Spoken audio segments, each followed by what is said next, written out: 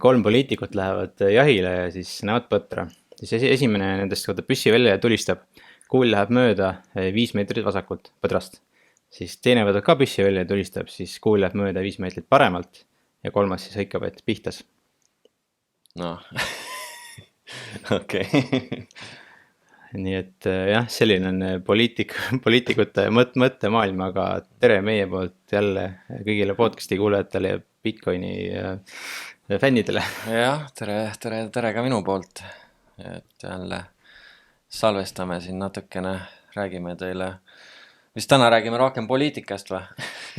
Jah, vahepeal oli siuke mõte küll, ma hakkasin mingid mõtted kirja panema ja siis kuidagi niimoodi läks, et räägime vist täna rohkem sellest praegusest maailmast, mis siin toimub. Okei, ma ei tea, mis sa oskad sellest maailmast rääkida? See Fiat maailm. Fiat maailm, jah. Okay. Peaks siis lahti seletama lühidalt, et mis see tähendab, see Fiat maailm.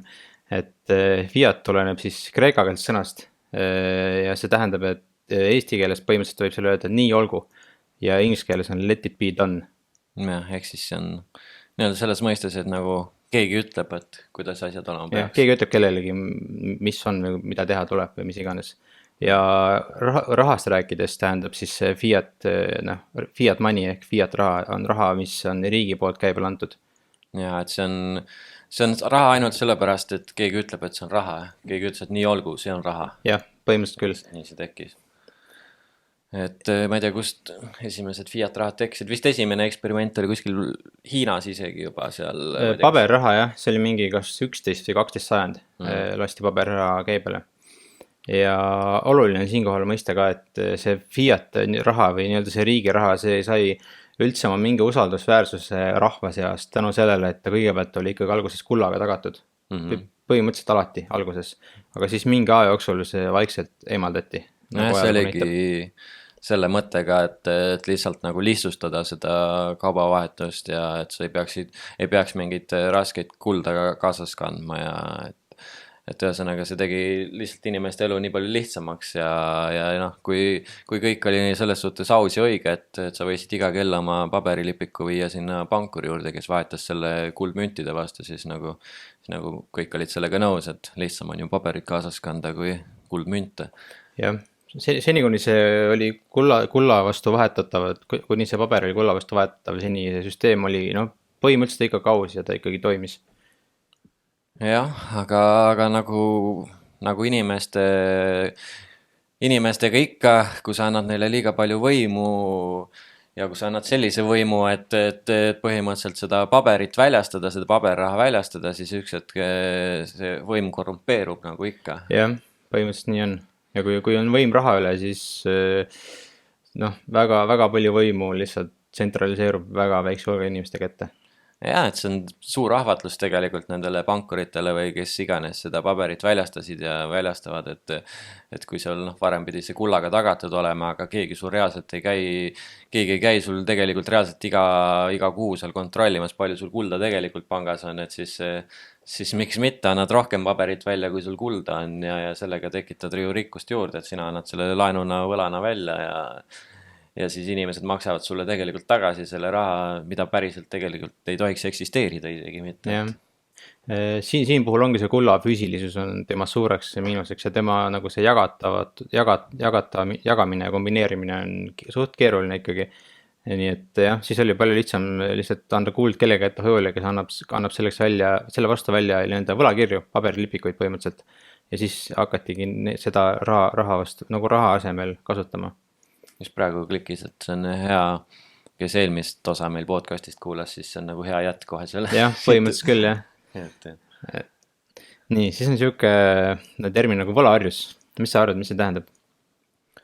Noh, kui kunagi oli selline asi nagu pärisorjus, kus võeti, ma ei tea, toodi Aafrikast või siinsamas Eestiski lihtsalt talupojad pandi mõisniku jaoks tööle ja neile ei makstud midagi, siis nüüd on lihtsalt niipidi, et inimestele antakse, isegi kohati pressitakse peale, et võtke laenu, võtke võlgu ja siis inimesed võtavad muidugi võlgu, sest nad tegelikult ei suuda oma palga eest omale asju osta, siis võetakse see suurem võlg endale kaela ja siis see tähendab seda, et sul on kogu aeg see võlasurve peal, et sa pead kogu aeg töötama ja töötadki elu lõpuni, et see võlg tagasi maksta, et sul nagu ju kaob see vabaduse moment ära, see, et sa suudaksid üldse mõelda, et sa võiksid tunda ennast vabana ja mõelda vabalt, et okei, ma nüüd võib-olla seda tööd ei taha enam teha, et vaatame, võib-olla puhkame natukene aega, aga sa ei saa puhata, sest sul on kogu aeg see võlakirves on kukla taga.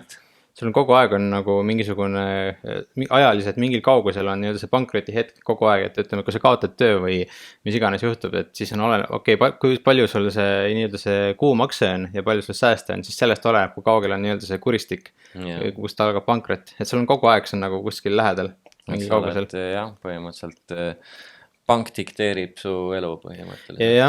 jah, põhimõtteliselt, jah. Ja muidugi ka su enda otsused on ju, et palju sa omale erinevaid kohustusi kaela oled võtnud. Et lihtsalt see võla ja selle intressi maksmine on nii-öelda veel lisakohustus, mida seal idee järgi ei võiks olla, et jah. See on kõik väga õige, mis me praegu rääkisime, kuigi ma nagu olen hakanud mõtlema hoopis, et kogu see termin võlaorjus, et see kehtib isegi rohkem nende inimeste kohta, kes ei võta võlgu. Praegu on, meil on kogu aeg maailmas inflatsioon, on ju, ja kui sa võtad võlgu, sul on mingisugune tagasimakse kuude kaupa, aga kuna inflatsioon saab raha väärtus sellest järjest ära, siis sa maksad tagasi kogu aeg vähem. Nagu ostujõudu. Sul on nominaalselt on see summa kogu aeg üks, aga ostujõudu maksad kogu aeg tagasi vähem. Ehk siis põhimõtteliselt, kui sa võtad võlgu, siis sa selles mõttes sa võidad, et sa lihtsalt annad järjest vähem ostujõud ära. Võla eest sa saad endale osta nagu varasid, aga inflatsioon saab su võla ära. Ja nüüd teisel pool on need inimesed, kes ei võta võlgu, nemad saavad selle inflatsiooni kaela. Kõik raha luuakse põhimõtteliselt läbi võla ja krediidi ja nii kui keegi võlgu võtab, see raha luuakse koha peal. Nii et need, kes võtavad võlgu, need saavad endale osta varasid, pluss inflatsioon sööb nende võla ära. Ehk nad on siin nagu topelt võidus. Ja need, kes ei võta võlgu, need on topelt kaotuses. Nendele jääb vähem varasid ja nad saavad inflatsiooni. Jah, et kui sa võtad võlgu, ostad varasid, tuleb inflatsioon, on ju, nende varade väärtus kasvab.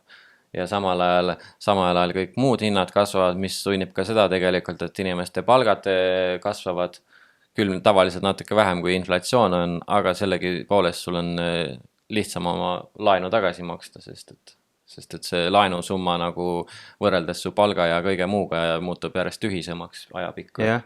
Kõrge inflatsiooni ja hüperinflatsiooni ajal on võlgnikud just need, kes rikastavad kõige kiiremini, sest lihtsalt nende võlad lihtsalt haihtuvad ära. Et selles suhtes on see süsteem nagu natukene rikkis, jah.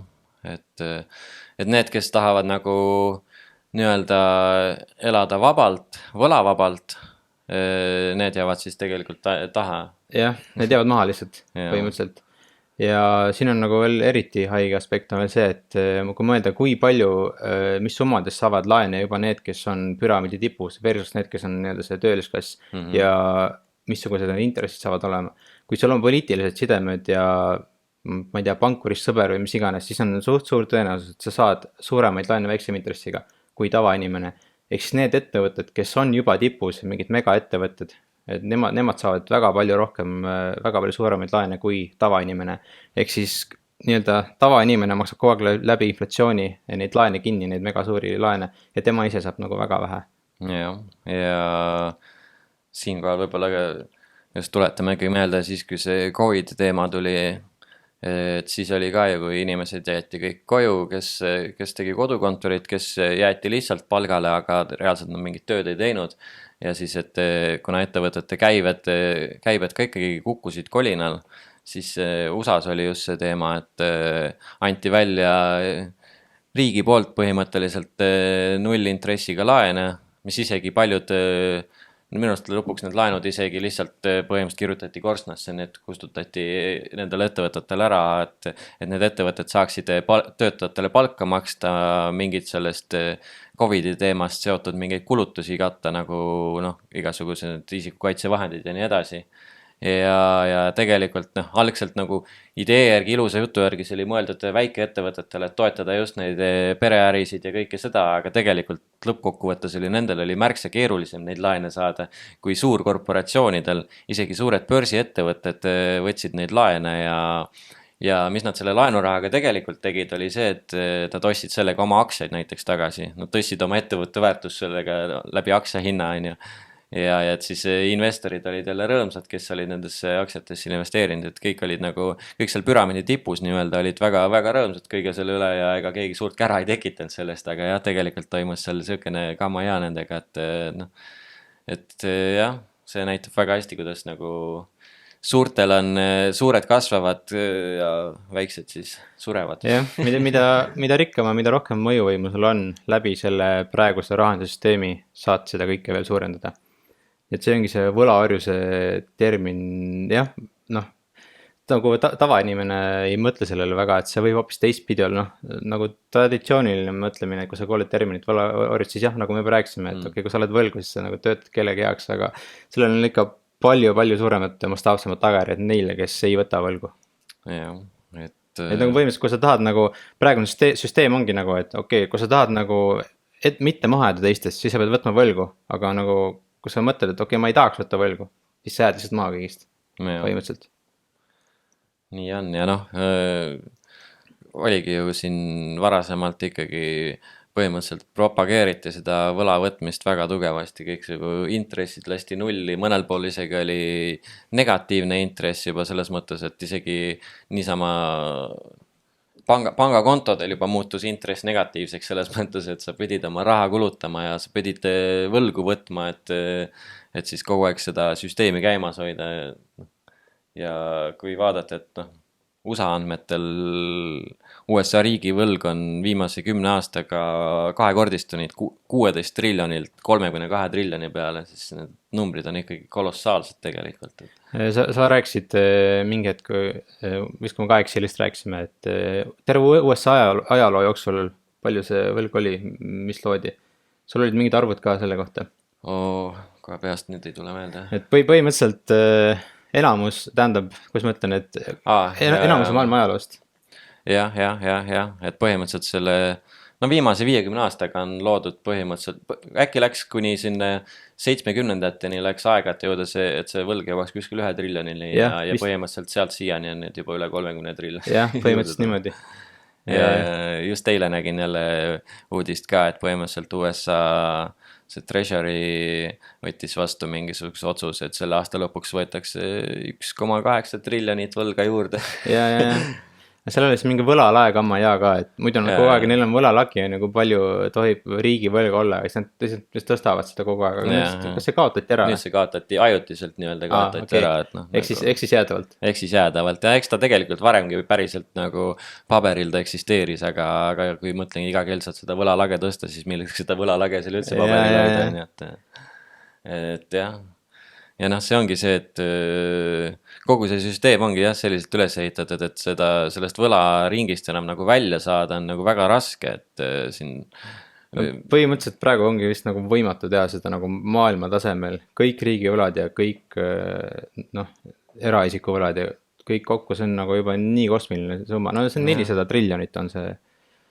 Ja noh, kui riik tahaks saada sellest võlast välja, näiteks kui USA tahabki oma 32 triljonit ära maksta või kuidagi sellest välja saada, siis tal ongi 2 valikut, on ju, et kas ta tõstab maksud hästi kõrgeks, tõmbab enda rihma hästi koomale, ehk siis kaotab pooled riigi töökohad ja elanike maksukoormus tõuseb kõvasti poole võrra või rohkem, on ju, ja siis üritab läbi selle maksta seda laenu ära, mille intressid on juba iga-aastaselt üle triljoni või rohkem, on ju. Või siis teine variant on see, et lastaksegi inflatsioon lappesse, ehk siis lastakse inflatsioon sul mitmeks aastaks näiteks üle 100%. Trükitakse võlg nulli lihtsalt põhimõtteliselt. Et lihtsalt see raha muutub nii odavaks, et see 32 triljonit ei olegi enam mingi raha sul mõne aasta pärast võib-olla. Et noh.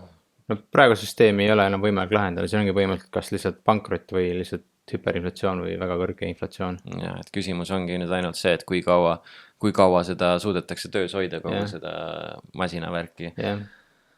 ja see võla võtmine järjest kiireneb muidugi, see on eksponentsiaalsel graafikul toimub see asi, et ta peab järjest kiirenema kogu aeg, no nagu sa ütlesid, et triljoni riigivõla loomiseks kulus USA-l aega mingi 200 aastat ja nüüd viimase 50 aastaga on loodud siis 23 triljonit, ei, 30 triljonit põhimõtteliselt.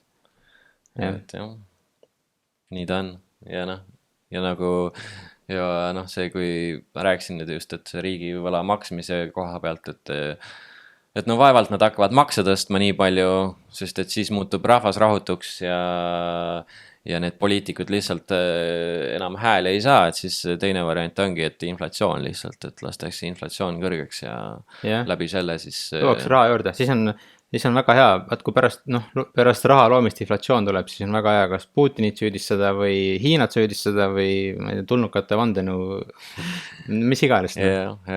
Ja noh, ja siis ongi need inimesed, kes nüüd elavadki seal täpselt sellise piiri peal, et nad otseselt väga varasid endale soetada ei suuda, et siis nad jäävad väga-väga kehvasse seisu, et võidavad ainult need, kellel on mingisugused varad, mis samamoodi selle inflatsiooniga siis hinnas tõusevad, et siis nad suudavad enam-vähem kaasas käia selle inflatsiooniga, et nad ei saa jõukamaks, rikkamaks ei saa, aga nad jäävad suhteliselt paigale, et see on nagu siin selles Gigil oli siin raamatus hea see tsitaat Alice imedemaalt, et põhimõtteliselt, et kuidas see oli, et kui et me peame jooksma, et paigal seista ja selleks, et edasi liikuda, me peame 2 korda kiiremini jooksma. Jah, põhimõtteliselt see süsteem on nagu jooksuratas põhimõtteliselt, lihtsalt mis aina kiiremini käima hakkab. Jah, et täna ongi olukord selline, et me peame jooksma selleks, et paigal seista. Jah, põhimõtteliselt küll, jah. Et jah. Nii, aga lähme siis edasi, siin on vahepeal, ma natuke kuuelsin ka, et siin on ringlenud viimasel ajal uudised, et kuidas superstaarid on inflatsiooni põhjustajad ja selle kohta oli eraldi sõna ka, see oli kas mingi tourflation või, ehk superstaarid tuuritavad. Mõeldi põhimõtteliselt uus väljend selle jaoks ka välja, et noh, kuidagi on seda inflatsiooni vaja ju seletada, et kust see tuleb, aga keegi ei taha öelda, et see tuleb sellest, et lihtsalt raha liiga palju juurde trükitakse. Jah, Beyoncé oli see, kes selle Rootsis esines ja siis oligi, et Rootsi inflatsioonis või Stockholmi inflatsioonis on süüdi siis Beyoncé, kes ja nüüd on hiljem muidugi mingid Taylor Swiftid ja kõik teised, kes suurtel tuuridel on, nüüd süüdistatakse neid juba otsast, et nii-öelda nende tuur on siis see, mis inflatsiooni põhjustab riikides, kus nad esinevad ja et see on jah. See on jah, siuke klassikaline poliitika, et üritatakse neid sümptomeid kuidagi nagu leevendada või kuidagi nagu noh, mis need sümptomid ja põhjused on, aga seda probleemi enda juurpõhjust nagu selleni väga ei jõuta. Et neid põhjuseid ja nagu imetakse kuskilt pastakast välja ja mõeldakse mis iganes, mis rahvale võiks peale minna, mis vabandused seda siis tuuakse vabanduseks ja noh. Mulle sattus hiljuti kätte üks ajaleht, mis oli Õhtuleht ja maikuu number ja seal oli ka sellest inflatsioonist kirjutatud, et mis selle põhjustab ja siis no ikka otsiti igalt poolt seda noh, et tarneraskused ja ma ei tea, mis seal kõik võimalikud. No põhiline on ikka see, et ilmselt ettevõtja on süüdi, sest on liiga ahne lihtsalt. Jah. Talunik on liiga ahne. Ja. Sellepärast on kartuli hind tõusnud, on ju. Ahned kapitalistid on see väljend, inglise keeles greedy capitalists, kes on kõigest selles halvasti süüdi. Ja naljakas on see, et alati nad muutuvad kõik ahnemaks miskipärast pärast seda, kui raha luuakse. Läbi ajaloo on nad alati niimoodi. Ja noh, et see on nagu naljakas ja, et noh, ei ole tegelikult raske, kui sa võtad kätte, vaatad palju raha loodi viimaste aastatega ja mis inflatsiooniga juhtus, et äkki on nende kahe asja vahel väike seos, aga ei, selle koha peal me paneme silma kinni ja ütleme, et kapitalistid on süüdi selles ja talunikud on süüdi ja kes iganes veel. Kuna raha on niisugune teema, millest kuskil ei õpetata ega räägita, siis see on niisugune nagu tundmatu teema ja et selle kohta midagi õppida, siis sa pead ise hakkama nagu tegutsema. Aga noh, keskmine inimene, noh, lihtsam on lihtsalt panna kodus telekas käima ja mitte õppida. Milleks mõelda, kui aktuaalne kaamera teeb sinu eest mõtlemise ära? Ongi sul ju telekas ja ajalehed ja kõik räägivad sulle ära täpselt, kuidas lugu on. Ja, milleks vaevata enda pead. ja see on ju kõige ausamad infoallikad on kindlasti need, et vot. ja see veel huvitav, ma guugeldasin ka mingisugune eelmine nädal vist, et miks toit on nii kallis. Noh, täpselt sama teema. Lihtsalt väga pikk rida artikleid toidu või no üldse nagu hindadest, inflatsioonist ja jällegi noh, rahatrükist ja raha loomisest, no mitte ühtegi sõna. Jep. Ja noh, muidugi on ju väga mugav, kui sul on Ukrainas sõda alanud. See on sul oli äsja Covidi kriis, siis tuli mingisugune energiakriis ka tänu sellele, et sõda on ja nii edasi ja et noh. Hiina valitsus on ka ülihalb, kindlasti sealt tuleb ka see põhjus. Et neid põhjuseid on igal pool ainult mis sa ise valid. Isegi taskulambiga otsib, või isegi otsinud tulevad ise kätte. Ja. Aga kas need päriselt need juurpõhjused on nagu kaheldav. Jah. Ja, aga ja noh, üldse selle võlaga ka ja selle rahatrükiga on nagu see, et siis noh, need Keynesi majandusteadlased ja need nagu kõik siis üritavad seda ikkagi põhjendada loogiliselt, et meil on vaja seda raha luua, et ikkagi, et majandus kasvaks ja ongi, et see sisemajandus koguprodukt kasvaks kogu aeg, et siis sellepärast, et kui see ikkagi SKT langeb, siis on ju meil majanduslangus ja siis on nii paha ja. Jah, see SKT ja SKP numbrid, see on nagu jumal põhimõtteliselt. Poliitikute ja igasuguseks peavoolu majandusteadlaste jaoks. Jah, aga samal ajal, kui sa võtadki lahti, et kui palju on see rahapakkumine suurenenud mingi viimase 10 aasta jooksul ja palju on majandus kasvanud, siis noh, ütleme nagu see USA näitel 10 aastaga riigivõlg on kahekordistunud, aga samal ajal tegelikult see SKP on siis kasvanud seal mingi võib-olla paarkümmend protsenti ainult. Jah, no see SKP ja SKT kasvavad ka noh, vastavalt raha loomine, mida rohkem raha luuakse, seda rohkem see kasvab ka. Muidugi ka, aga isegi selle järgi see tegelikult see majanduskasv on kõvasti tagapool sellest, palju seda raha loodud on trükitud, et. Jah. No see, noh ikkagi suur osa sellest rahast jõuabki sinna püramiidi tippu ja siis sealt alles hakkab nagu allapoole järjest tulema. Ehk põhimõtteliselt need majandusnäitajad, noh, mida nemad nagu jälgivad, need tulevadki ikkagi hiljem järgi tegelikult sellele, mis majandus päriselt toimub. Ja noh, siis ongi teiselt poolt on veel, on ju, riigid on seal, riigid pluss veel on ju siin Euroopa valitsused või noh, see kuidas seda kutsutakse, Euroopa Parlament ja samamoodi USA-s ja igal pool on kõik siis riigid veel üritavad ise mikromanageerida mingisugust majandust, et ma ei tea, utsitame nüüd seda rohepöörde teemat, et suuname raha sinna ja siis nagu siis see selline nagu hull manageerimine, kõik mõtlevad, et nad on nagu jumalad selles mõttes, et nad suudavad nagu kliimamuutust näiteks midagi peatada läbi selle, kui nad suunavad raha ühest taskust. Nagu. Poliitika põhimõtteliselt arvab, et ta suudab majandusseadustest üle sõita põhimõtteliselt. Ja selle SKP, SKT-ga, noh, see rohepööre, mis rääkisid, okei, et meil on nagu kliima soojenemine ja kõik nagu planeet hukub, on ju, vähem tarbima, kõike nagu tagasi tõmbame, aga samas kogu see majandusteadus, peavoolu majandusteadus baseerub sellele, et mida rohkem tarbime, seda paremini läheb majandus. Jep, see ongi nagu nii ajuvaba selle asja juures, et sinna ma tegelikult ka selle jutuga mõtlesingi jõuda. Et jah, täpselt ongi see, et läbi selle tegelikult sunnitaksegi meid järjest rohkem tarbima, toodetakse mingit üleliigset prahti nii palju juurde lihtsalt sellepärast ainult, et näidata kasvu. Meil on vaja kogu aeg näidata kasvu. Ja kuna on inflatsioon, siis ei ole mõtet säästa, siis sa hakkagi tarbima.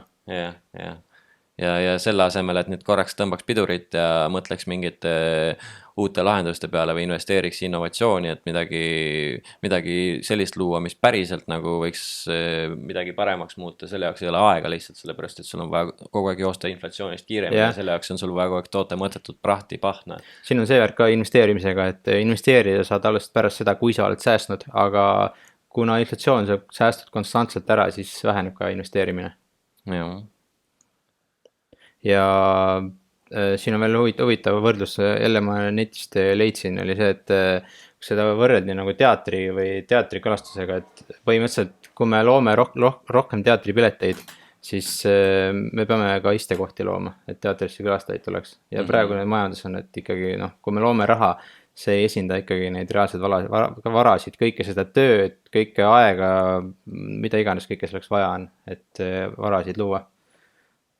raha on lihtsalt põhimõtteliselt vahend kõige reaalse esindamiseks, aga sellega ei saa seda reaalselt ennast luua. ja ma ei tea, kas me läheme sinna deflatsiooni juurde ka kuskil. Räägime, kui sul on kohe midagi öelda. No just mõtlesingi nagu mainida selle ka juurde, et noh, ongi, et kuna tegelikult tänu tehnoloogia arengule ja produktiivsuse kasvule ja kõigele sellele, tegelikult meil peaksid hinnad langema. Tegelikult peaks kõik minema odavamaks, kõik ongi selles mõttes, meil peaks tegelikult kapitali jaguma piisavalt, et investeerida ka, et me ei peaks lisakapitali looma, sellepärast et tegelikult meil võiksid hinnad langeda, aga kunstlikult ongi need hinnad nii üles aetud nagu, et noh, ma ei teagi, mingid uus iPhone tuleb, maksab pea 1500 eurot juba, et kas see on nagu loogiline? No selles mõttes see on praeguses süsteemis loogiline, et noh, kuna kõik võtavad võlgu, siis no ja siis ongi see on nii tavaline juba ainult võlgu võtta, siis okei, et noh, kui sa tahaks seda uut telefoni osta, siis sa võtadki võlgu lihtsalt. Ja muud varianti ei olegi. Ja noh, see hakkaski suuresti pihta just siis, kui see kullastandard lõplikult ära kaotati. Et 70-ndatest läks ikka asi päris hulluks. Ma just vaatasingi mingit graafikut oli, kuskilt jäigi silma, oli see Campbelli tomatisupp, et põhimõtteliselt see oli mingi kuni 70-ndateni, peaaegu 100 aastat oli see, maksis see kogu aeg sama palju, 10-12 senti purk. Ja siis 70-ndatest tänaseni on selle hind tõusnud 1200%. Et üle 10 korra on selle hind tõusnud ja täpselt sellest hetkest siis, kui see fiat raha nii-öelda täie hooga käima läks. Siin on siuke huvitav asi ka toimub veel sellega, et ütleme, et igas riigis on need ingliskeelses consumer basket või siin on mingisugused standardid, et mida tavainimene kõige rohkem ostab ja siis selle ostukorvi hinnaga siis saame mingisuguseid järeldusi ja kalkulatsioone teha, aga siin on näiteks USAs oli kuni vist mingi 70-ndateni oli punane liha oli seal mingisugune kogus alati selles basketis, aga kuna see inflatsioon läks nii suureks 70-ndatel, siis põhimõtteliselt see vahetati kanaliha vastu välja, mida on odavam ja kiirem toota. Ja seda me näeme ka igal pool põhimõtteliselt, noh, nüüd on see soja ja putukate söömine, kuna neid on väga, noh, ütleme, et kui me loome raha juurde, on ju, siis hinnad tõusevad ja tõusevad rohkem nende toodete hinnad, mida raskem toota. Mida saab lihtsamini toota, kui nõudlus tõuseb, siis põhimõtteliselt hinnad nagu väga ei tõuse. Ongi niimoodi punase lihaga, ongi niimoodi, et noh, see on ikkagi, seda ei saa kohe niimoodi nagu toota kiiremini. Ehk siis kui loome raha, siis punase liha hind tõuseb, aga mida saab kiiresti toota, on putukad. Siis põhimõtteliselt, kui me kõik nagu paneme inimesed putukaid sööma, siis neid saab väga kiiresti lihtsalt rohkem toota ja niimoodi, et hind jääb ikkagi mõistlikkuse piiresse. Ja noh, siis varsti elamegi maailmas, kus punane liha on põhimõtteliselt kõigile kätte saamata, aga putukaid saad ikka sees süüa, sest neid saab väga kergesti kiiresti toota. Jah. See tuli meelde just see mingi, oli vist selline väljend, et kui raha on külluslikult, on ju, siis valitseb kaupade hulgas nappus, ehk siis kaupasid on raske kätte saada. Oli küll siuke. Aga kui on raha napp, rahavaru suurenemist ei toimu, raha kogus on piiratud, siis on kaupade seas küllus tegelikult. Et siis sul on nagu, noh, kuna praegu ongi seda raha luuakse juurde, siis selle eest ostetakse järjest rohkem igasugust kaupa kokku ka ja noh, eriti hästi paistabki see just näiteks nagu mingi kinnisvarast välja, et Eestis on viimase 10 aastaga kinnisvara hinnad 200% tõusnud. Ma kalkuleerisin, ma vaatasin sealt kinniskv.ee, seal on andmed ja alates aastast 2005 ehk siis 18 aasta jooksul on Tartu kinnisvara ruutmeetri hind kasvanud 4,11 korda. Rets. Jah, põhimõtteliselt küll. Et jah, aga noh, ma ei ole niimoodi vaadanud, et palju mingi Eesti SKT tõusnud sellega aja. Ma ei ole ka jälginud neid. Ja palju euro siis rahavaru suurenenud on. Euro rahavaru on suurenenud 20 aastaga umbes 3 korda. Seda ma vaatasin ka sealt Euroopa Keskpanga. No siis ongi, sealt tuleb see kinnisvara hinnatõus, pluss veel on ju siis see ka juurde, et meil on siia hästi palju tulnud on ju võõrtööjõudu ja noh, IT-sektor on hästi palju kasvanud, seal on palgad kõrgemad olnud, et siis on nõudlus tekkinud kõvasti juurde kinnisvarale ja sealt tuleb see. No kinnisvara, miks kinnisvara hinnad tõusevad, enamus selle taga ongi see, et inimestel pole võimalik säästa. Ja mis siis hakatakse tegema, hakatakse kõiki juurde ostma. Ja kuidagi on nagu see niimoodi läinud, et mingisugused investeerimiskurud ja kõik vennad on nagu nad on suht edukalt nagu inimesi pannud uskuma, et kinnisvara on investeering. Kuigi tegelikult noh, ta on olnud maailmas investeering umbes, ongi mingi 70-ndatest. Ta on siuke nagu, on temast saanud nagu siuke investeerimisinstrument, mida nagu kõik näevad kui nagu oma vara kasvatamise vahendina. Ja noh, Euroopas on see hiljem, Eestis on see tulnud pärast Nõukogude Liidu lagunemist, aga kuna ikkagi kinnisvara ehitatakse kogu aeg juurde, siis see loogiline majandusseadus oleks siin ikkagi, et need hinnad lähevad järjest odavamaks. Plus kinnisvara laguneb ka aja jooksul. Ja tegelikult populatsioon väheneb mingites riikides. Sellest Eestis ei ole kindlasti kasvanud. Nii et see hinnatõus ei ole mitte kuidagi moodi põhjendatud ja tegelikult minu arust siin ongi kinnisvaraga toimubki see, mis on klassikaline majandusmulli anatoomia. Ehk siis millegi vastu nõudlus tõuseb, siis hakatakse ka seda tootma, mida praegu tehakse, kogu aeg kinnisvara tuleb juurde. Aga lihtsalt praegu ei ole veel see nii-öelda see, noh, kui ma ütlen mingi, et juhtub see, et see nõudlus ei ole enam nii kõrge kui see tootmine ja siis kuna inimesed on, ülipaljud inimesed on ostnud seal kinnisvara võla peale ja eesmärgiga see kunagi lihtsalt kallimalt maha müüa, mitte seal elada, siis no mingi hetk hakkab lihtsalt nii-öelda tekib see turupaanika, kus hakatakse lihtsalt panic sellima ja siis lihtsalt hinnad kukuvad. Ja 2008-2009 põhimõtteliselt. Jah, põhimõtteliselt see, mis oli 2007, 2008, 2009, mis USA-st alguse sai, see hakkab ka enam toimuma üle terve maailma. Ja ilmselt palju suuremas mastaabis ikkagi. Sest noh, me ei tea, kui palju oleks kinnisvara väärt, kui seda võlga ja raha trükkimist ei oleks. No see tähendaks seda, et inimesed peaksid enam jaolt suutma oma enda säästude eest endale maja või korteri osta. Aga mis see tähendaks, kui suured, missugused need hinnad peaksid olema? Võib-olla mingisugune 10 korda väiksemad kui praegu. Võimalik. Nii et jah, sinna oleme ilmselt teel. Et see on jah, see on jah huvitav, et nagu, no ma saan aru ka, on ju, et kõiksugu investeerimiskurud ikkagi räägivad sellest, et jah, kinnisvara, et see on, kinnisvara on kindel asi ja kõik see, ja kui sa välja üürid, saad üüritulu iga kuu, on ju, mis maksab sul põhimõtteliselt selle laenu kinni ja aga samal ajal nüüd ongi see moment käes, kus nagu Euribor on üles läinud, on ju, et intressimaksed lähevad kõrgemaks ja siis need on juba Facebookis kuskilt ma ei tea, kas finantsvabaduse või kuskil grupis käis mingi postitus läbi, kus keegi kirjutas ka, et nüüd on olukord selline, kus on intressimakse on põhimõtteliselt 2 korda kõrgem, kui tal see üüritulu on, et mis ta nüüd tegema peaks. Jah, ongi jah, põhimõtteliselt. Ja siin on see sama aspekt ka, millest me alguses rääkisime, et need, kes ei taha võlgu võtta, nende jaoks on lihtsalt elukoha soetamine järjest kallim. Ja suht võimatu juba. Jah, ongi see, seal tuleb väga hästi just see väljagi see, et kuidas nagu need klasside vahe kasvab nii palju, et nagu rikkad saavad rikkamaks ja vaesed jäävad vaesemaks, sellepärast ongi, et noh, vaesemad inimesed, nad ei saagi enam kodu endale osta nagu reaalselt, mis võiks olla nagu põhiinimese õigus, et sa võiksid olla võimeline omale kodu ostma, aga kuna lihtsalt sul on lihtsalt hästi palju mingeid inimesi, kes ostavad kinnisvara, ehk siis ostavad kodusid sellepärast kokku lihtsalt, et oma raha sinna parkida ja välja üürida ja sellega pealt veel teenida, et siis ongi nagu teised inimesed ei saagi endale kodu osta. Kinnisvara hinnad kasvavad ja keegi ei oska nagu seletada ka, miks. Ja kõik need, kes sinna investeerivad ja õigustavad seda kinnisvarasse investeerimist, nemad aitavad selle kõigele kaasa lihtsalt. Nojah, see on see praegune süsteem lihtsalt, et kõige paremini praeguses süsteemis nagu vee peal olla, siis sa peadki käituma niimoodi. Aga nagu jah, pikas plaanis tegelikult see on ikkagi tulevaste põlvede arvelt käib see asi. Jah, põhimõtteliselt küll jah. Need laenu tagasimakse pikkused juba lähenevad nagu inimese eluaja pikkuseni ja ma ei tea, kas sealt edasi, no kindlasti mõned ikkagi lähevad. Vahepeal oli mingi jutt, et mingi pärandatavad laenud, et põhimõtteliselt. Jah, aga noh, mul on vähemalt lootus, et ikkagi mingi, et siis inimesed klikib ära, et see ei ole ikkagi normaalne, mis toimub. Ja siis küll kogu see kinnisvaras investeerimine, see on kaardimaja, mis lihtsalt kokku hukub. Ma ei tea, mis see põhjustaks selle, et inimestel klikiks ära nagu? No ma ei tea, ma mõtlen, võib-olla ongi see, et kui sa pead oma järglastele pärandama oma laenud edasi, siis nagu see võib-olla natukene aitab mõelda, et see ei ole ikka päris normaalne, mis siin toimub.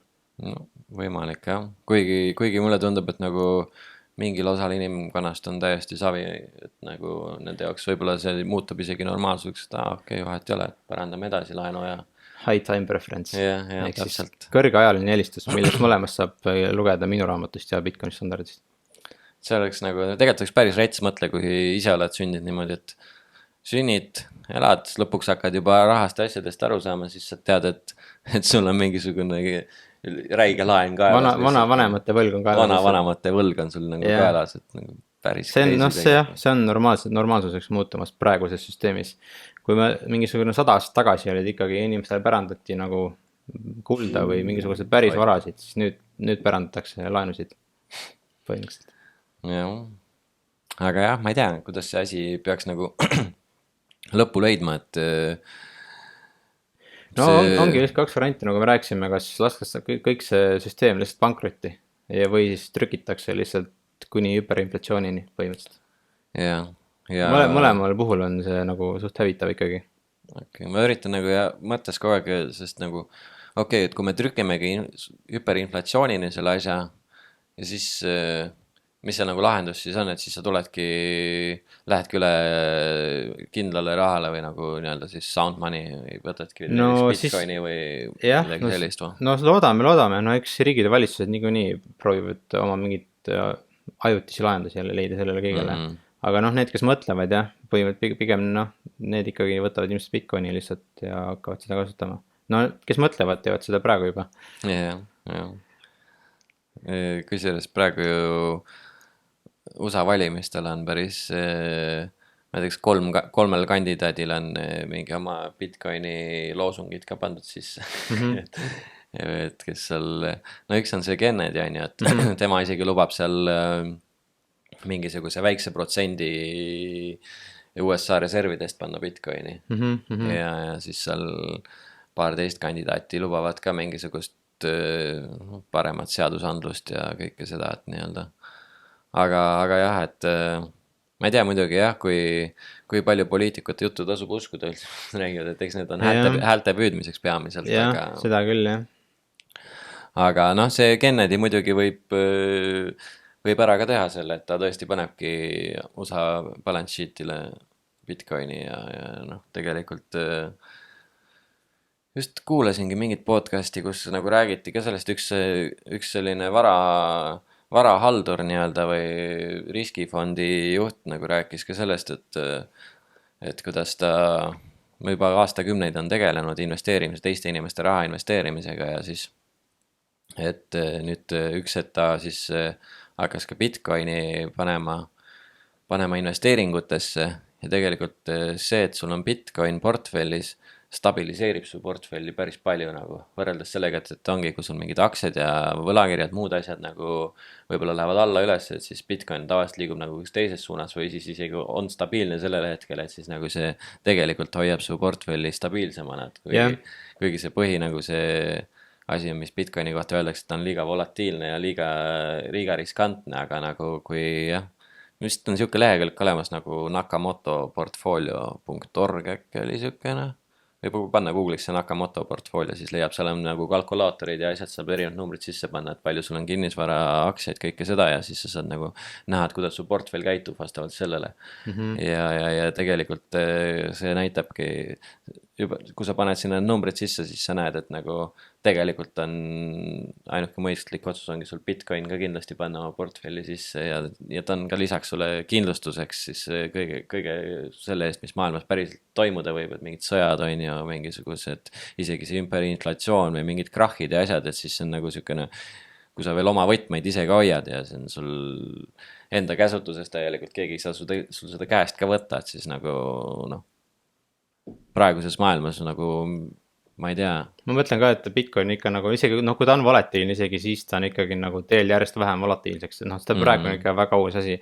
Ja see tavainvesteerimismaailm, no ma tegin selle, või noh, mõtlesin selle jaoks nagu termini kommertsinvesteerimine on kõik see nii-öelda see, noh, kõik need raamatud, mida sa leiad raamatupoest ja siuke nagu, noh, see mainstream investeerimine, see on nagu suht keeruline, nagu ma ei kujuta ette, kuidas peaks tavainimene selle nagu kõige seas nagu manageerima, kui mõelda on ju, okei, sa teenid raha oma mingil töökohal, nii, ja nüüd, et see raha alles hoida, siis öeldaksegi, et okei, et säästa ei saa, mine investeeri on ju, aga nagu siin investeerimine on ikkagi säästmisest väga, väga teistsugune. Esiteks see eeldab ikkagi mingisuguseid täiesti teistmoodi teadmisi, mis ei ole nagu inimeste nagu tava nii-öelda valdkondadega üldse nagu noh, nad on täiesti teistsugused.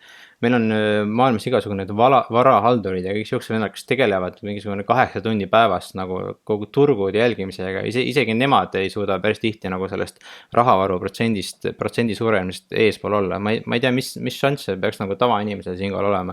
See ongi nagu praegu on ju, kes sa teenid raha ja siis nagu, siis sa pead minema investeerima, aga see on nagu kasiino põhimõtteliselt, nagu kuidas tavainimene suudab nagu arvata või nagu mida arvata, mida teeb Jaapani keskpank, mida teeb Ameerika keskpank, mis toimub tooraine turul, mida see või teine poliitik ütleb, mida Putin teeb, mis iganes, see kõik mõjutab neid turge nii palju ja kuidas tavainimene peaks nagu sellest nagu kuidagi mingi loogilise nagu tegevuse alusel nagu hakkama saama, see on nagu mingi see on nagu kasiino, mõtlengi, et sa lähed oma teenitud rahaga, sul on vaja käia läbi ruletilauad, läbi blackjacki laua, siis sa pead minema veel, ma ei tea, pokkerit mängima ja siis vaatame, mis on sellest alles jääb, kas sa üldse võitsid nagu pikas perspektiivis midagi sellest. Eks seal ongi jah, et ühed inimesed on need, kes võtavad selle gamblemise tee ette ja panevad selle raha sinna finantsturgudele. Arvatavasti neil läheb ikkagi natukene paremini kui nendel, kes ei pane seda raha sinna, on ju. Ja siis teine grupp inimesi on need, kes siis kuna meid igapäevaselt ikkagi kallatakse üle reklaamidega kõigest, mida sul vaja on, mida sulle väidetakse, et sul vaja on, siis enamus suur osa inimesi pigem lähevadki seda kergemat vastupanu teed, et nad ostavad igast mõttetut crap'i endale kokku. Ja siis selle arvelt toodetakse seda mõttetult crap'i veel rohkem juurde ja siis selle arvelt lõigatakse meil puid maha ja kõike seda, et siis tulebki see keskkonnaküsimused ja kliimaprobleem ja kõik see, et see on niisugune, et tegelikult ongi lõppkokkuvõttes ikkagi ongi kogu selle probleemi taga see, et see raha on katki, et miks meil ka maailm katki on, et nagu miks meil, ma ei tea, mõned väidavad isegi, et see kliima soojenemine on ka mingi hoax on ju, seda ma ei tea, mul ei ole mingit kindlat infot selle kõige kohta, aga kui kliima soojenemine tõesti toimub, siis selle taga on ikkagi seesama, et meil on raha katki ja meil toodetakse mõttetult crap'i, meil kulutatakse ressursse, mida ei peaks kulutama tegelikult asjade peale, mida ei oleks isegi vaja võib-olla. Jah, selles praeguses süsteemis toimub ikkagi see nii-öelda, kus ma ütlen, ressursside raiskamine ikkagi, kui mõelda need SKP ja SKT numbrid, siis need numbrid on seda kõrgemad, mida rohkem tooteid läheb tooreinist prügisse lihtsalt, et me peame kogu aeg lihtsalt nagu tegema tooteid ja need lihtsalt prügiemele saatma ja uued tegema, siis niimoodi saab need SKP ja SKT numbrid suuremaks. See ei ole ikkagi normaalse majanduse nagu toimimise nagu alus. Ja kui mõelda, et sõjad on päris suured SKP ja SKT numbrite suurendajad, siis sõda peaks olema väga hea majandusele, aga ma arvan, see näitabki, et kogu see peavoolu majandusteadus on täielik lihtsalt, ma ei hakka ropetama, aga väga, väga halb. Jah, et seal nagu ja ongi, kuidas sa saad nagu panna sellise ma ei tea, SKP kasvus, et nagu panna kõrgemale inimeste heaolust tegelikult, et kui täna on see, et nagu põhiline on see, et meil majandus kasvaks ükskõik kuidas, vahet ei ole, kas me tapame inimesi selleks, kas me, ma ei tea, teeme inimesed haigeks või mis iganes, peaasi on see, et me saaksime lihtsalt toota, me saaksime kasvada mingid. Siis saavad poliitikud telekas rääkida, et näed, nii hästi meil läheb. Ja, täpselt. Et nagu jah, veits on rikkis asjad. Jah, põhimõtteliselt, see nagu see praegune süsteem, ta on ikkagi, minu meelest on ajaloo kõige suurem püramiidiskeem, mis on üldse olnud. Et kui keegi on kui keegi on poote kukkunud mingisugust, et keegi on tulnud reklaami on seda multilevel marketing öeldakse selle kohta. Mingi see võrkturundus. Võrkturundust ja need vennad on täielikult amatöörid ikka võrreldes sellega, mis panganduses toimub. Jah, nendel on next level see asi juba seal. Jah. Ja et nemad on need püramiidi tippude tipp ikkagi. Jah. See praegune rahandussüsteem, ta on ikkagi ajaloo kõige suurim pettus. Ma ei tea küll, et midagi oleks nagu veel midagi suuremat. Jah, aga õnneks meil on Bitcoin. Jah, põhimõtteliselt küll, jah.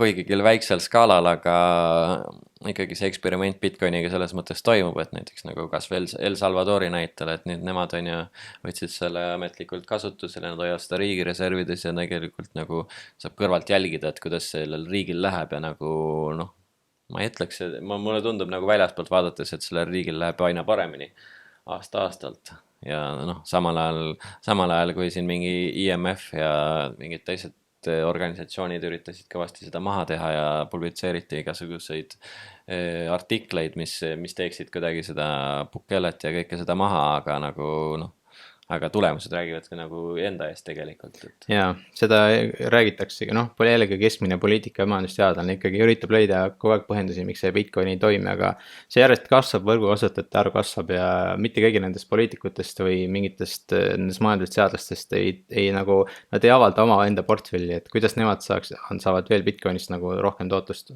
pikas aja perspektiivis. Ja. Lõpuks on siin ikkagi see ka jälle, millest me oleme rääkinud ka mitu korda, et sa saad kõike muud maailmas juurde luua, aga Bitcoini ei saa. Ehk siis, kui sa paned kõik hinnad Bitcoini, siis kõik hinnad langevad. No see sama deflatsioon jälle, millest just rääkisime ka. Me juba näeme seda majanduses ja hakkame järjest rohkem nägema ka, et Bitcoini hind on ju dollarites tõuseb eurodes, kui sa arvestad, aga nüüd, kui sa arvestad ja kõikide toodete hind samamoodi, aga kui sa arvestad, paned kõik hinnad Bitcoini, siis kõik hinnad hakkavad langema ja me juba näeme ka seda. Jah.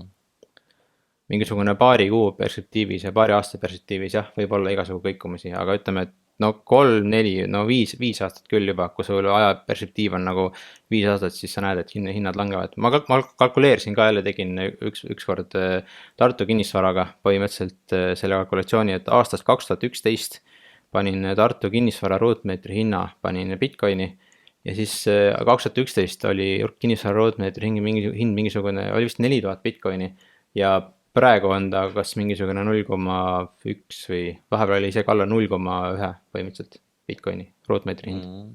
No, nägin ka just mingit graafikut või mitte graafikut, vaid sükest, võib isegi öelda meem või iPhone'ide kohta, et mingi iPhone 4 maksis, ma ei tea, kas mingi 2500 Bitcoini ja siis nüüd see kõige viimane iPhone maksab, ma ei tea, kas mingi palju ta oli, mingi 0,00 midagi Bitcoini. Jah. Et selles suhtes jah, hinnad langevad. Lahe veebilehekülg oli mingisugune, ma ei mäleta enam, mis see aadress oli, aga kuidas ma...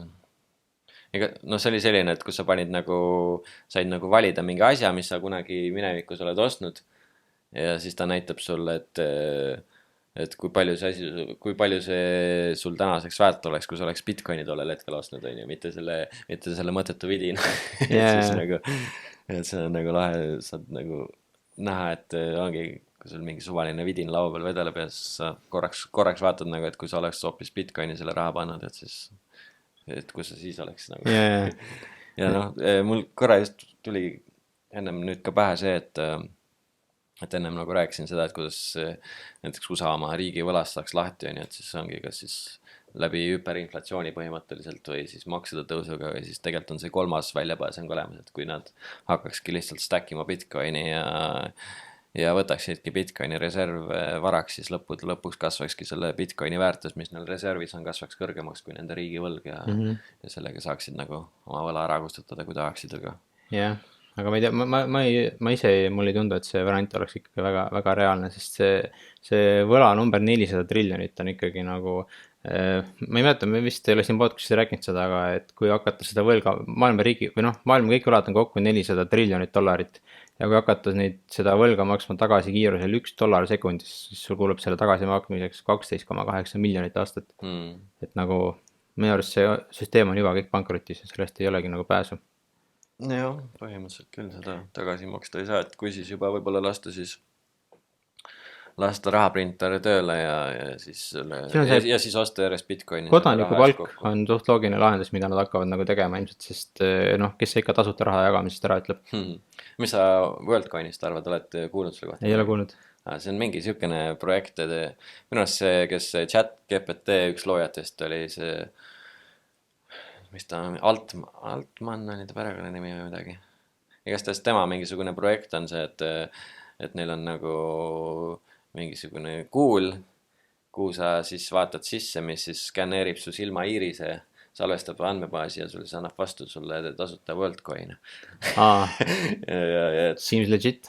et see, ja siis nende see nii-öelda idee on ka see, et nagu läbi selle hakata inimestele kodaniku palka maksma ja kõike seda tavaline. aga nagu päris, ma ei tea, juba on mingi paar miljonit inimest tegelikult oma silmaiirised skänneerinud sinna sisse ja saanud oma mingisuguse shitcoin'i vastu. mis maksab, no $2 on see coin praegu, ma ei tea palju selle skänni eest neid coin'e saab, aga nagu inimesed on nagu selles suhtes nii nad on nõus oma biomeetrilise data nii vabalt käest ära andma lihtsalt paari shitcoin'i eest, nagu see on täiesti ajuvaba. Et ma kahtlustan, et need inimesed vaatavad palju telekat. väga võimalik, et nägingi jah mingit videot kuskil Jaapanis oli varahommikul jälle mingi pool kilomeetrit oli saba lihtsalt selle, et sinna, seda kutsutakse orb, on see pall nii-öelda, kus sa sisse vaatad ja mis su silmaiirise skännib ja siis nagu tulevikus võikski olla sul kõik su raha nii-öelda seotudki siis su biomeetrilise dataga, et sa lähedki poodi, maksad asjade eest, sa vaatad samamoodi kuskile skännerisse ja automaatselt võetakse sul raha arvelt maha ja nagu mingi siuke teema nagu. jah. Et jah, ma loodan, et leidub piisavalt suur hulk inimesi, kes selle massipsühhoosiga kaasa ei lähe. no isegi kui nad lähevad, see on nende asi, aga noh, ma arvan, et Bitcoin ikkagi päästab siin suht palju. Bitcoin on lihtsalt selline majandusreaalsus, et noh, seda nagu, sellest põgeneda ja väga ei saa lihtsalt, see jõuab varsti põhimõtteliselt iga inimese koju lihtsalt. No ta on jah, selles suhtes tuleb uksest ja aknast ja paned akna kinni, tuleb uksest, paned ukse kinni, ta leiab uue praogust sisse pugeda. mingi hetk jah, kui sa tahad sellest eemal olla ja mitte see kasutada, siis minna metsa elama põhimõtteliselt. Põhimõtteliselt küll jah, tundub küll, et ta lihtsalt ei ole pääsu, sest nagu kui sa vaatadki nagu maailmas juba, mis nagu toimunud on, et mingisugune BlackRocki juht Larry Fink siis veel mingi 5 aastat tagasi ütles, et see on ka ainult rahapesuks ja kõigeks selleks loodud ja siis veel mõni aasta hiljem on ju tegi veel mingi kriitilisi kommentaare ja siis nüüd see aasta ta on täiega pardal. Lihtsalt teeb juba Bitcoini ETF-i ja ütleb, et sellest võib saada globaalne valuuta ja mida iganes, et nagu ja see on kõigest mõne aastaga nagu sa teed 180 kraadi pöörde nagu oma varasemast arusaamast ja mõtlemisest, et noh, ma ei tea. See praegune maailm on lihtsalt, või noh, praegune süsteem on lihtsalt nii, noh, seda enam mitte kuidagi päästa ja vist näeme jah, ka poliitilisel tasandil, et mingid inimesed, isegi kui nad, noh, võib-olla nad ei julgenud sellest pikka aega rääkida, tegelikult juba teavad, et sellest süsteemist ei ole pääsu. Või noh, sellest nagu praegust süsteemi ei saa päästa ja põhimõtteliselt Bitcoin, see on lihtsalt lahendus. Jah, Bitcoin võiks olla küll üks pääseda. No mul tundub, et on ka ainuke pääseda. Ma ei ilma Bitcoinita, ma ei tea küll, kuidas see maailma nagu sellest segadusest ma tahan ka loota seda, et Bitcoin on see pääseda. Ja noh, arvatavasti ta suures plaanis ikkagi on see pääsetee, aga ma kuklasin vahepeal ikkagi väike hirm, et äkki läheb asi vahepeal väga hulluks, et ma ei tea, tuleb jälle mingi globaalne sõda või midagi, et nagu üle maailma, 3. maailmasõda või mida iganes, et nagu see on teine tee, kuidas nad võivad seda probleemi üritada lahendada, mis neil on ju, aga et see oleks nagu väga halb inimestele. Et loodame, et äkki kuidagi saab piisavalt palju bitcoinereid igale poole pukki, et kellel on see mõttemaailm ka nagu bitcoineril, et nagu saada maailmast aru päriselt, kuidas asju parandada, et äkki kuidagi õnnestub. Peame minema Riigikokku rääkima. Ja, täpselt. Või siis õnnestub. Kui vanalt Eesti presidendist sai 45? Kõigi president on suht mõtet amet. Pigem peaminister. Ma ei tea, üldse see poliitika on siuke kahtlane, et kas sa tahad nagu maailmale päris teate ja siis hakka ettevõtjaks? Jah, seda küll tegelikult, et nagu kui sa vaatad ka ja, et mis seal toimub nagu mingid ministeeriumid, mis juurde luuakse, meil tuli ju kliimaministeerium näiteks, et noh, põhimõtteliselt meie Eesti valitsuse üks ministeerium hakkab meil maailma kliimat muutma. Jah, mitte Eestis, aga igal pool maailmas. Ja, et nagu päris jaburaks läheb see tõesti ja noh. Ja ongi see riigisektor ka kasvab tegelikult kogu aeg, et nagu kogu aeg võetakse sinna uusi nõunikke, Bürokraatiat tuleb ainult juurde. uusi ametnikke, kõike kogu aeg tuleb juurde, et iga väikse liigutuse jaoks sul on vaja 10 see ongi, ma arvan, see on nagu riigi eluea, nagu see ongi nagu sihuke riigi eluea tsükkel, et need, kes seal juba puldis on, need tahavad alati rohkem ja rohkem ja siis hakkabki see riigi nagu mõjuvõim suurenema, kuni lõpuks lihtsalt inimesel saab vilanda, siis tuleb mingisugune kas revolutsioon, kodusõna või mida iganes.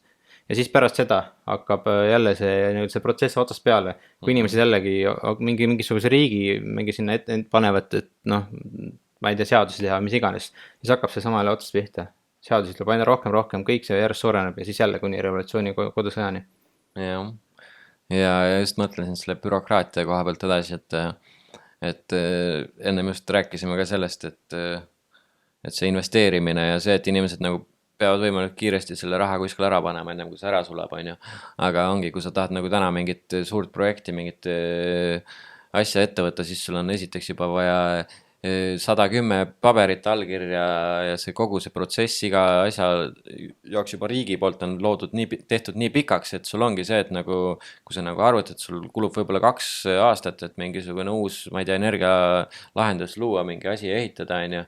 Siis sa näedki, et selle 2 aastaga sul see praegune raha, mis sul olemas on ju, sellest ei jagu enam selle asja loomiseks, et siis sa pigem viskadki selle kuskile kinnisvarasse või kuskile aktsiatesse ja sellepärast, et see on nagu lihtsam vastupanu tee, et kuna ongi, ühelt poolt ongi, sul on nagu inflatsioon torgib tagant, on vaja kiiresti see otsus teha ja teisest küljest on sul riik ja igasugused organisatsioonid veel vahepeal, mis lihtsalt pidurdavad su protsessi, et nagu, see ongi.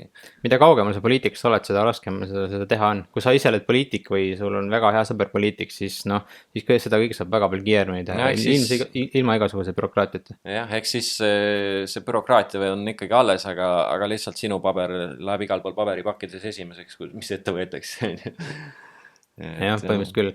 Bürokraatia diktatuur, seda väljendit on väga palju läbi käinud igal pool viimasel ajal ja see peab paika ka.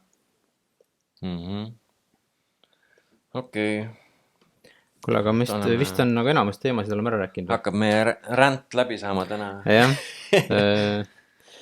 aga siis täname kuulamast ja aga jaa, et täna, ma ei tea, see episood oli siukene veits kirumine, veits selline võib tunduda natukene nagu, ma ei tea. Hädaldamine, jah, aga ei, olgem positiivsed. Meil on Bitcoin.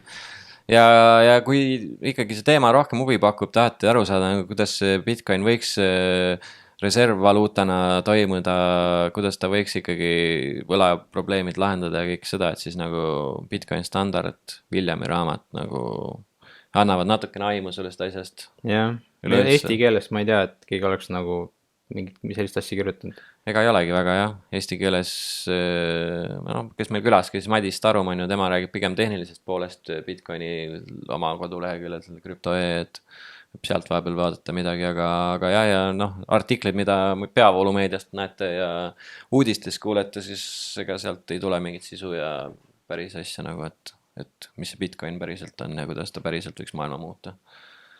Aga jaa, maailma muutev see tehnoloogia on ja jääge meiega, olgem positiivsed, kõik saab korda. Jah, väga hea. Olgu, aga tšau.